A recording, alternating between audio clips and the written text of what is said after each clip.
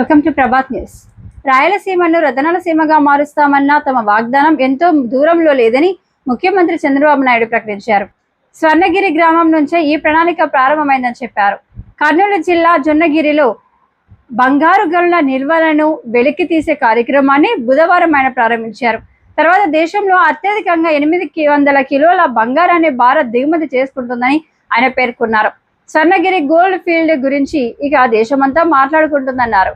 ఇక్కడి నుంచి ఏడాదికి 1 టన్ను బంగారం ఉత్పత్తి అవుతుందన్నారు. తొలి ఏడాది 400 కిలోల బంగారం ఉత్పత్తి చేయగలుగుతామన్నారు.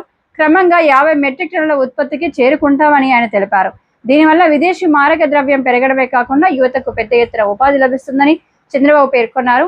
ఈ సందర్భంగా అధికారులు బంగారం ఎలా వెలికి తీస్తారు, ఉత్పత్తికి సంబంధించిన ప్రక్రియ గురించి ముఖ్యమంత్రికి వివరించారు.